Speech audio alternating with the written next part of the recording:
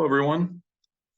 Welcome to our September 2023 monthly market exchange call. And we thank you for joining us today and hope you had a great Labor Day weekend. This is Jeff Hibbeler, and today joining me is Pete Trontis. Before we get started, I would like to remind you to please send in any questions or comments to info@essentialwealth.com. We will address these toward the end of today's call. So since our webinar at the end of toward the end of July, the equity markets broadly are little changed, and from that time and really not far off their one-year highs. Treasury yields are somewhat higher, mainly in the long end, which has steepened the yield curve, and the 10-year Treasury now is near the upper end of its yield range over the last year.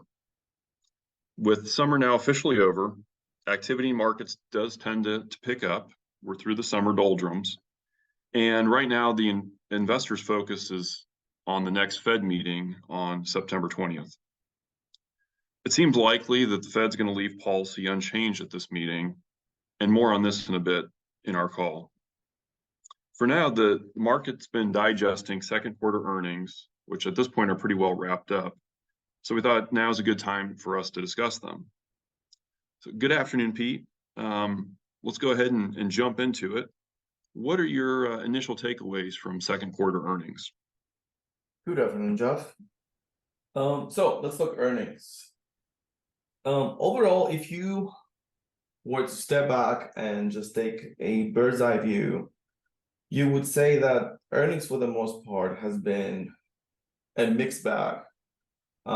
And that is depending on your general disposition. If you are a glass half empty or glass half full kind of a guy or girl, there's certain pockets of weakness that was pretty evident in the earnings, but overall, if you were to say on a relative basis, earnings were better than expected. The caveat on that is that usually, and for the most part, earnings are better than expected. Traditionally has been the case, right? So the leading up to the earnings, most of the analysts take their numbers down, and then the companies report and they beat those numbers, and so you have a situation where earnings got adjusted downwards, the companies beat them, and the earnings are better than expected. And that is on a relative basis. On an absolute basis, as I mentioned before, we're seeing some pockets of weakness, mostly in the retail space and some industrials. And but that is so far as the economic situation has deteriorated. So you see some retailers that are struggling, they can't, their revenue is going down, their margin is going up. But for the most part, most of the other companies have been able to pass higher prices to their end consumer or end user, and they are posting better than expected earnings. We are a year in or so since the Fed embarked on this quite aggressive rate hiking schedule. And if you were to ask me, I would say that a year ago, if you told me this is going to be such an aggressive hiking schedule, would you see that being somewhat reflected into the company earnings? I would say yes. But so far, we're not seeing that anticipated weakness. So this opens up the question to you, Jeff. The word on the street, and it has been used through a lot of Fed meetings as well, is that there's a long and variable lag when it comes to Fed policy. What is your take on this? Yeah, that's a good question. I think when you look at the long and variable lags, that's been a real source of debate within the Fed. And then there's, like a lot of things, there's kind of two camps on it. One arguing that they're shorter now, one arguing that they're longer now. I think both have some merits, but on the shorter lag side, the thought is there was a lot of communication, telegraphing about coming rate hikes, et cetera. And we did see that translate fairly quickly, higher yields and mortgages that did affect the housing market, particularly on the existing home side. We do see it on somewhat on the corporate debt side with the part that is more of a floating rate. And also, we did see some of that in the currency market. The dollar strengthened a lot last year. I think that did have some earnings effects. So those are the arguments on the shorter side of the lags. The delays on the longer side. Clearly, a lot of individuals and corporations have locked in debt for a long time at low interest rates. So that's postponing their need at times to have to refinance that. There's also, clearly we had an incredible amount of fiscal and Fed stimulus that really, to a degree we had not seen for, I hate to use the word ever, but for many decades at least, on the fiscal side. So that there was a lot of that in the pipeline and a lot of built up savings we've been talking about. The other thing is that we've continued to have fiscal deficits that is really kind of negating some of that decrease in activity that we might see due to the Fed tightening.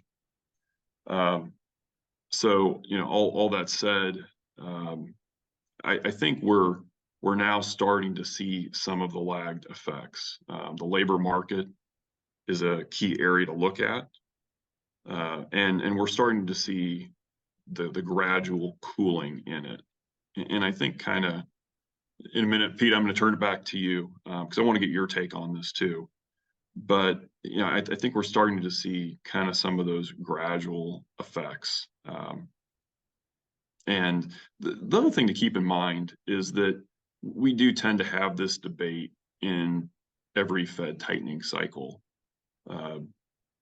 Folks, and maybe now more than ever, are geared to expect a quick effect from actions, but it does take time to filter through. And I was thinking about the last few Fed tightening cycles, and there does tend to be this debate or narrative that whether they've done enough or too much, and maybe we're at a point where things can kind of keep going, almost not regardless necessarily, but it can kind of power through, and then the lagged effects start to show. So, Pete, want to turn back to you and get your thoughts on this debate. Sure. I'll scribble down notes as you were talking. So I think what we can say that's for sure, and you mentioned it, is that in contrast to other hiking schedules, I feel that currently the economy as a whole is less interest rate sensitive. And that is for the reasons that you mentioned, right? We think about how the whole thing started, right? So we had the pandemic, rates went to zero, and then you had this incredible fiscal and monetary stimulus. So for those two and a half years, anybody that bought a house that just refinanced or started a new mortgage at 2.5%, right, or 3% at most. Companies were incentivized to go ahead and take debt and because it was just so cheap. So when the Fed decided to increase the rates just in order to fight the inflation that was coming our way, it's really who does it really affect? So if the mortgage rate is, instead of 2.5 to 3, if it's actually 7% or 8% right now, the majority of the people have locked in, like they are at their house. They're like, okay, well, we're not going to move anytime soon, but who's getting the new mortgages at 7 and 8? It's just a small minority of consumers that either due to some sort of they're moving because of work or some other circumstances they have to sell and buy at a higher rates. And it's the same thing with companies, right? Like most of the investment grade debt that's out there, it was issued to 3 to 4 average duration. Is that correct, Jeff? Average duration, yeah, probably a little bit longer than that over the last, certainly the duration's extended over the last few years when yields got so low. So hypothetically, if you were to buy let's say issue debt in 2021, that's not due until the earliest 2024, maybe 2025. So you don't necessarily care as much that you have a pending liability that's going to have to be refinanced at a higher rate.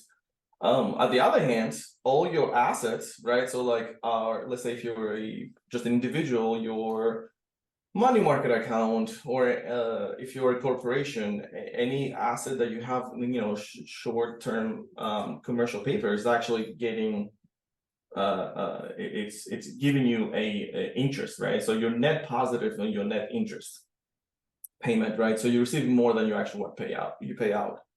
So overall, this hiking schedule has been really not as effective, or hasn't worked as hard because we just started from 0 rates, right? So we are less sensitive than what we were before.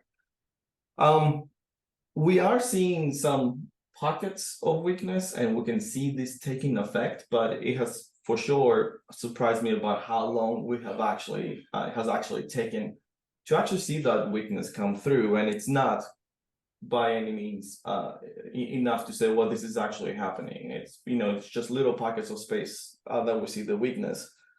And what's interesting when you mention this is that overall, and that goes to previous cycles as well, the path to a soft landing or a recession is actually about the same.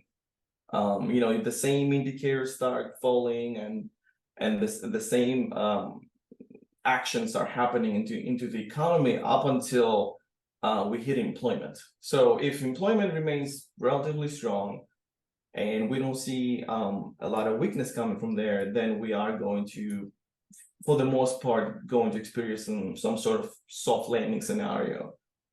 If employment starts to deteriorate, then we are definitely moving away from the soft landing scenario, and we are more in a recessionary period.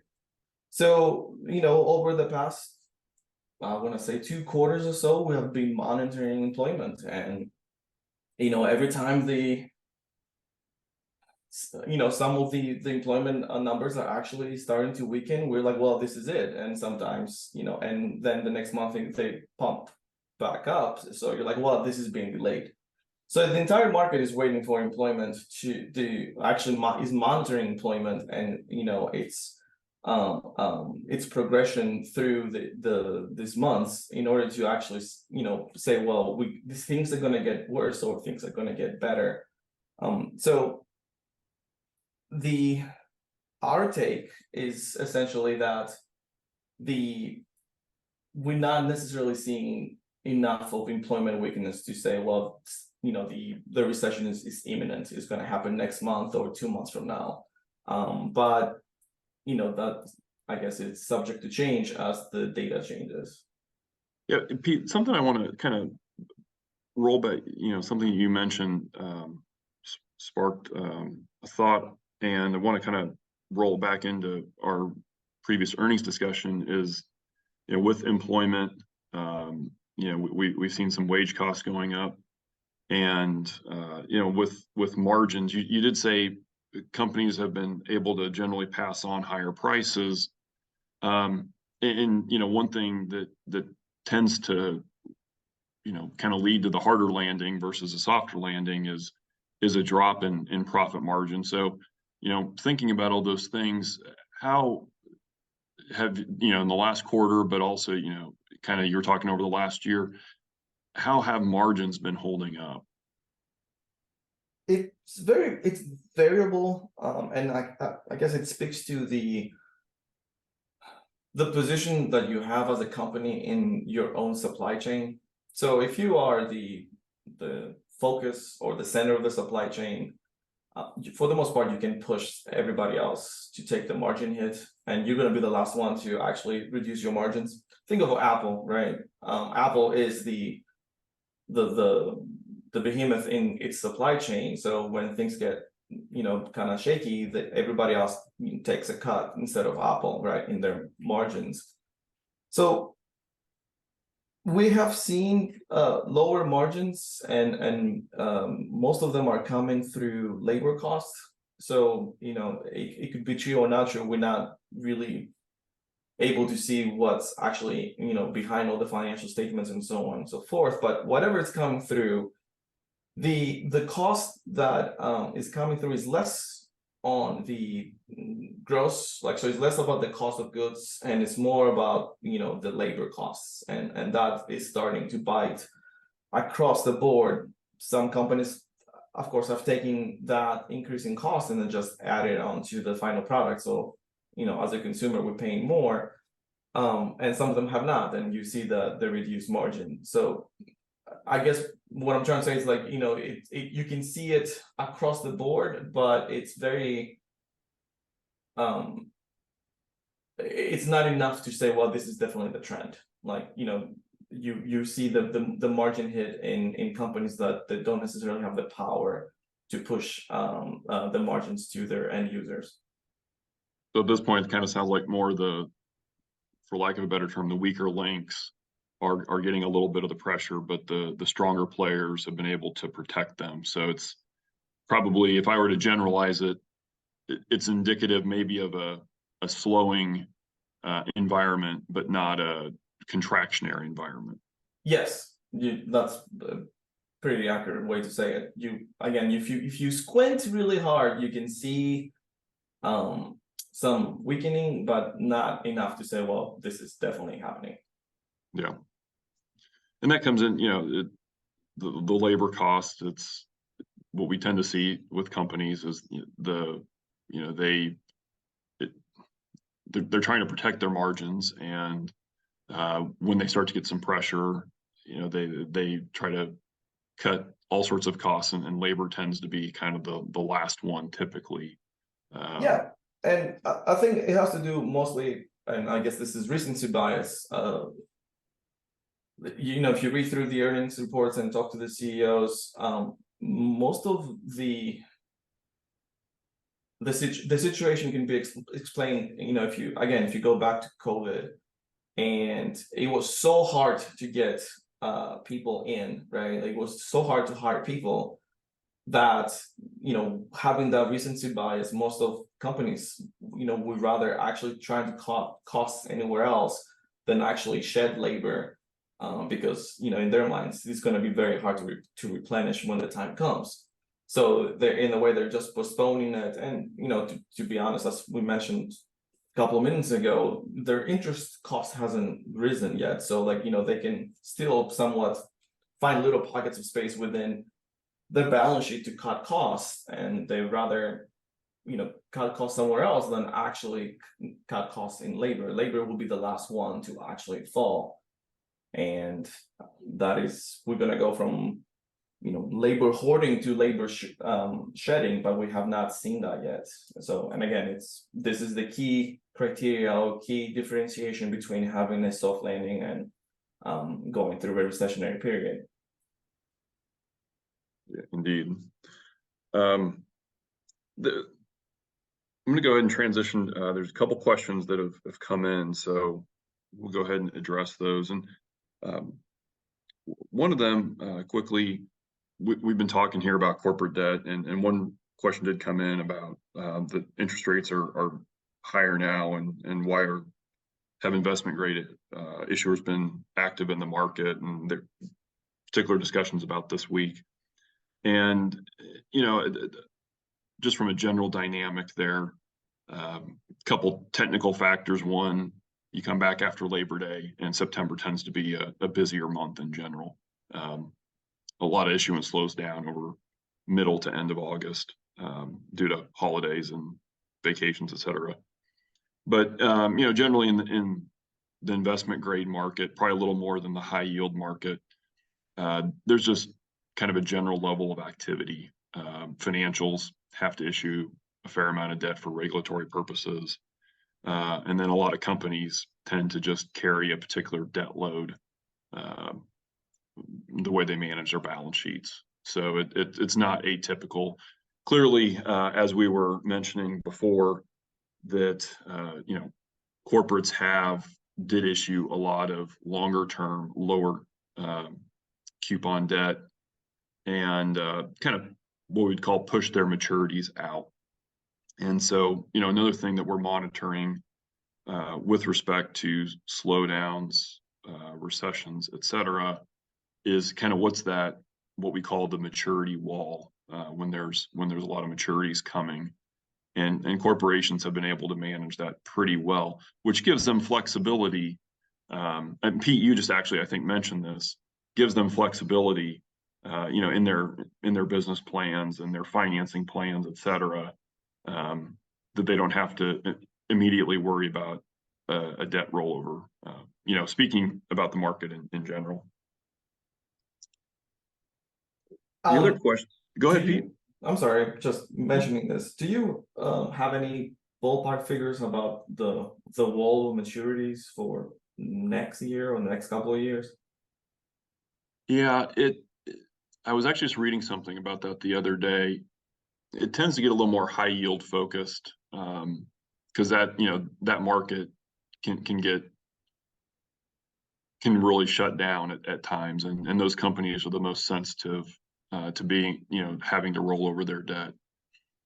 And, interestingly, they've really been chipping away at it. Initially, it was kind of, there was one coming up next year, and they've actually been pretty opportunistic of refinancing that debt and pushing out maturities.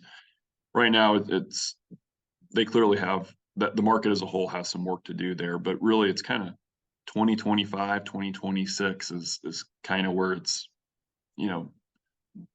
more to take care of.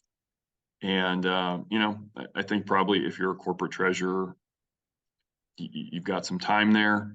There may be the thought that, hey, yields come down in the next year or two. And so I'll kind of see how things go before I try to get aggressive moving it out. So hypothetically, if you are the Fed, right, and let's say that we're on a wait and see scenario, and then the economy doesn't really weaken, right? We are steady, and inflation maybe picks up a little bit more. You can see it currently in the price of oil and commodities. What do you do? Like, do you step back and say the current path that I'm taking is not really working, or do you do more QT? Like, how would you actually try to predict the next steps? Yeah. Unfortunately, they didn't invite me to Jackson Hole, so I couldn't give my. Hypothetically, let's say Jeff is in, that meeting. Like, yeah. What actually happens? Like, how do they deal with this?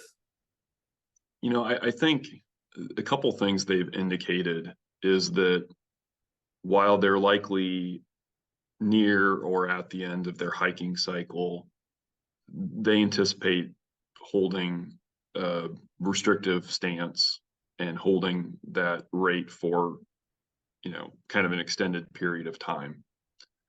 They're worried about an inflation resurgence, and they're worried about repeating the mistakes of the 70s.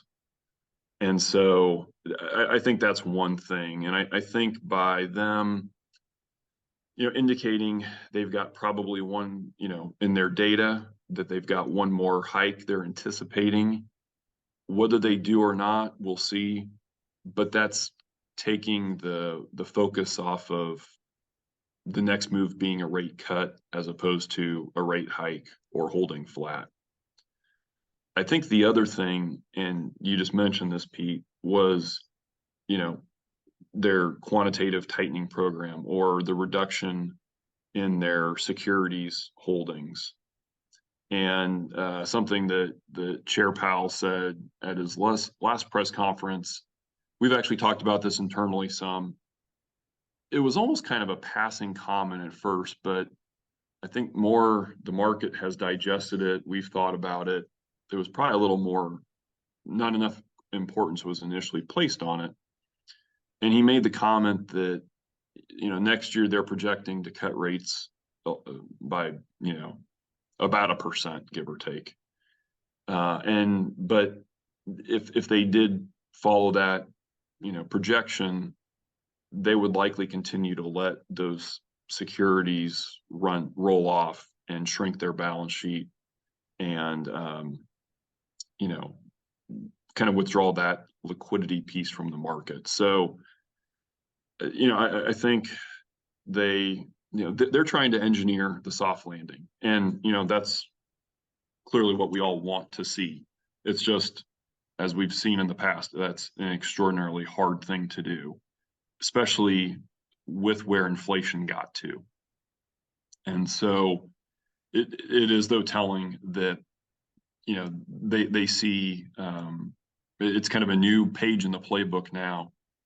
They may cut rates, but yet allow those securities to continue to roll off, which pulls some liquidity out of the financial system, and in that way, causes conditions to incrementally tighten. Gotcha. Thank you. Yeah, sure. Good question. One other question we received that wanted to review was, there's actually a couple questions. They're intertwined, but very good ones. Will increased budget deficits increase inflation as the U.S. has been increasing emergency funding expenditures, such as with natural disasters and the war effort in Ukraine? And what would be a rational or prudent fiscal policy? As well, finally, what moves should folks consider with this in mind in their portfolios? And so, thinking about this, the emergency spending, and that does happen.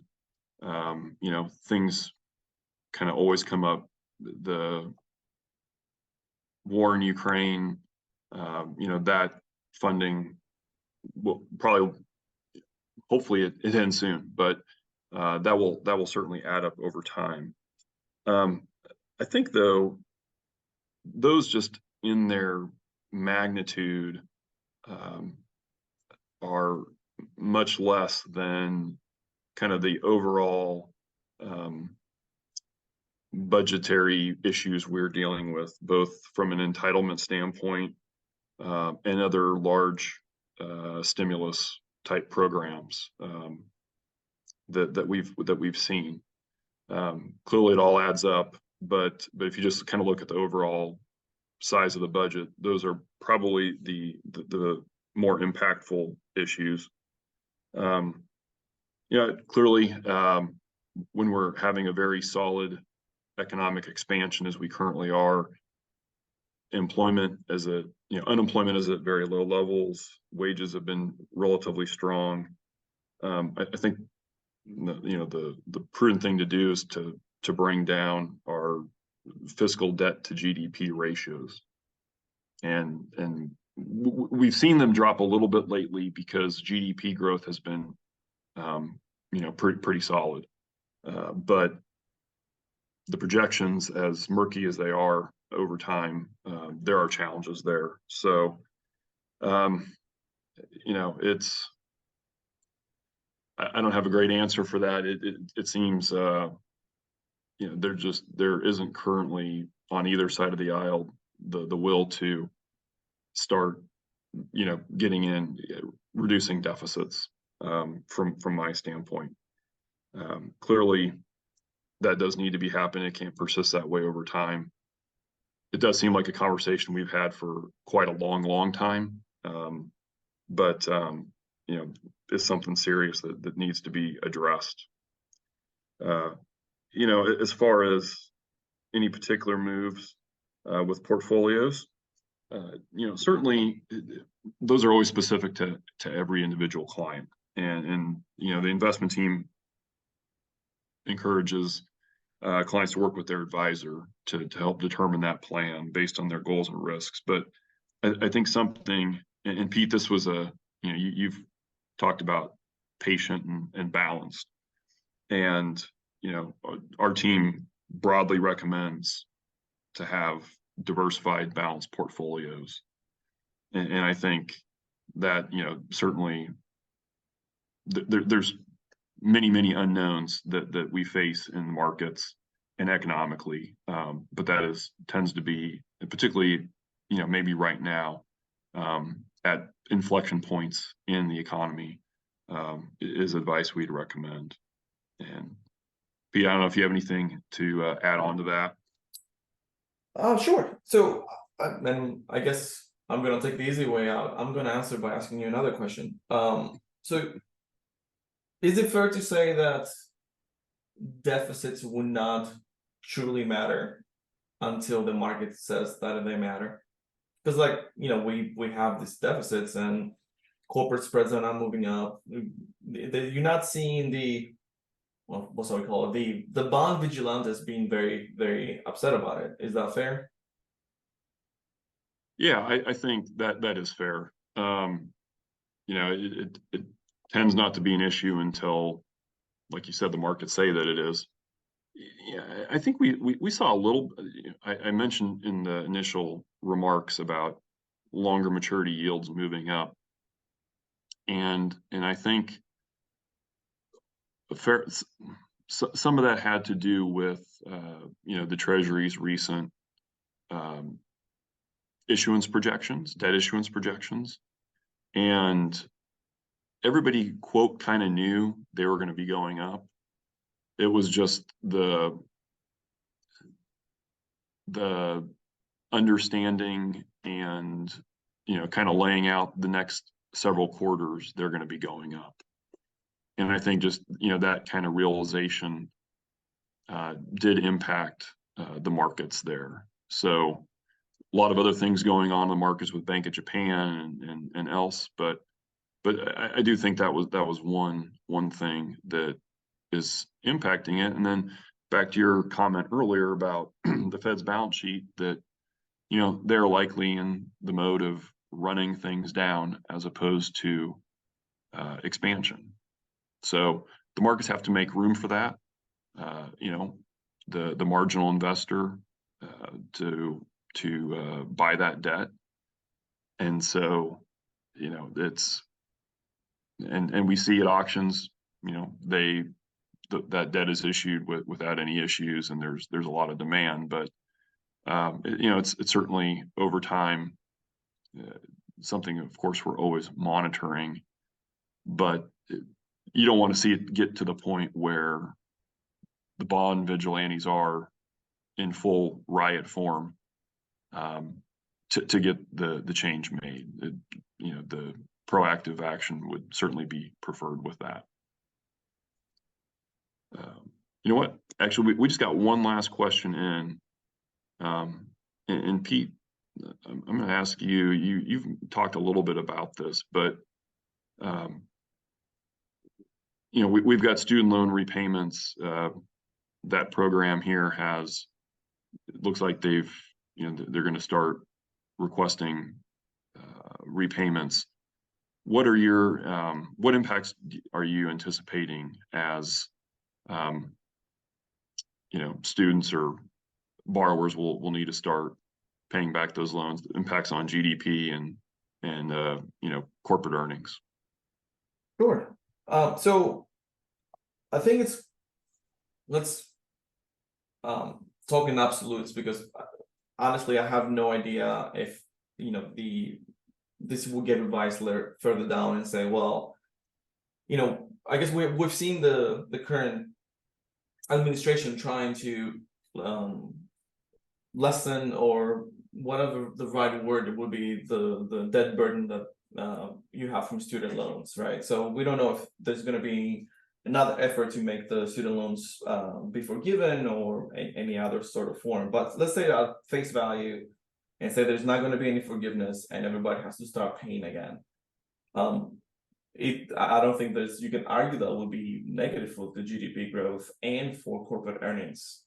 We're not confident on the extent of it. And the problem with that is that you can remove that amount from the GDP and say, like, let's say hypothetically that the total amount of paid in student loans is 170 billion, right? That gives you the payment, but it doesn't give you the multiplication effect on the spending, right? So like it would just be an absolute number.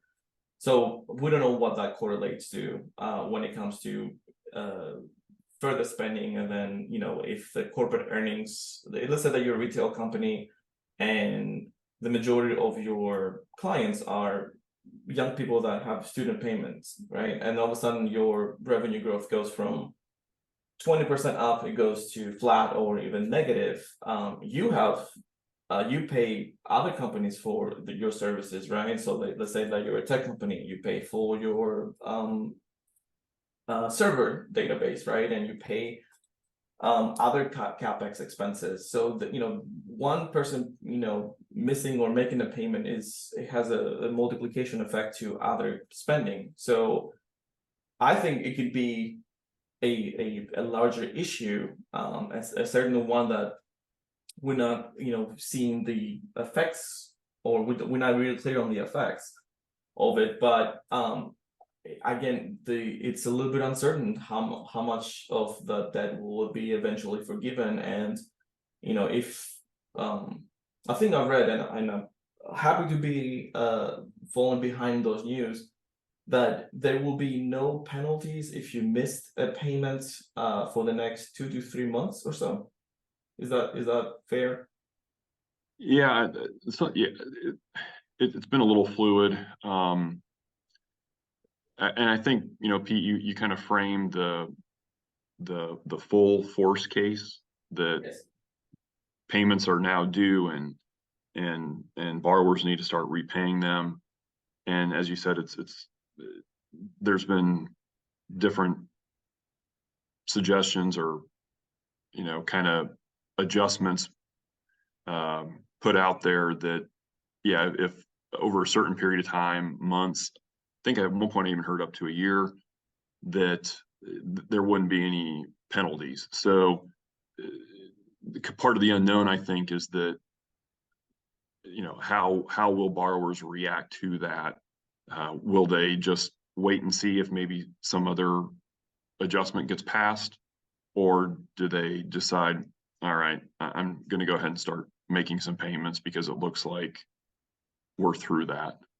Yeah, and because we don't know exactly how this is going to play out, it's very hard to say, this is going to definitely be very, very bad, or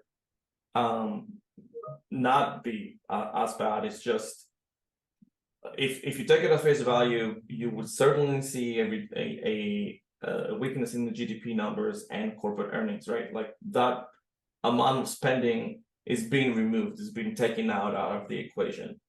But we don't know the mechanics of how fast that's going to go, or if it's going to happen at all. So it's a little bit of a factor that we can't really price in, because it's very murky how that works in the future.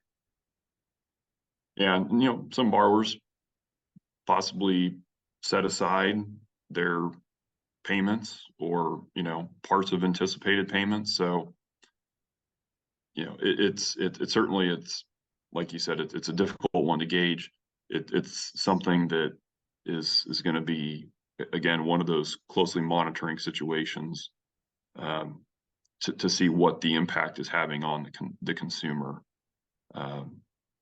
And yeah, one side kind of maybe benefit that as folks are paying down student loans, that should, at the margin, reduce the federal budget deficits, as they're not having to fund as many of the loans over time.